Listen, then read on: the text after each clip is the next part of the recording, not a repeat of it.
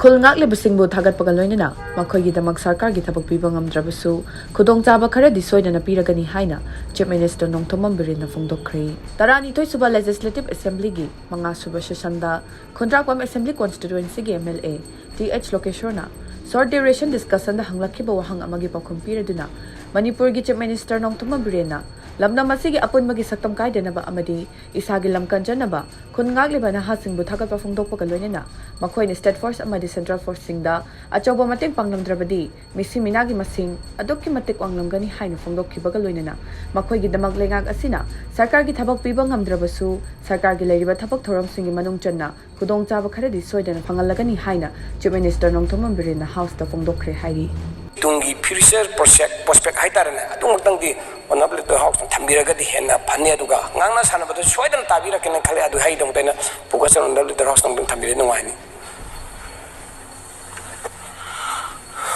Speaker sir, security na nakadavani.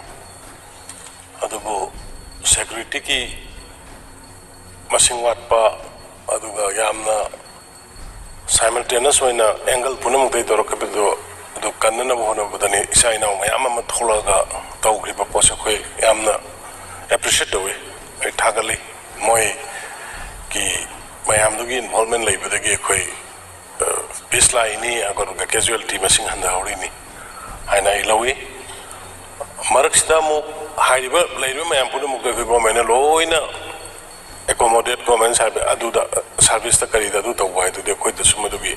possibility di lairo adugum bada tawriba sing yaubi riba mayam dugi hayeng santi ora matungda moibu phajana rehabilitate tawnana ba aduga mogi livelihood lainana badudi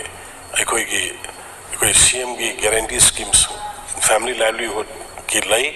aduga even se BDF khangde kari khangde matam gi lawrak pada priority moida piraga yahonna bagi adu sokoi khanada banate adu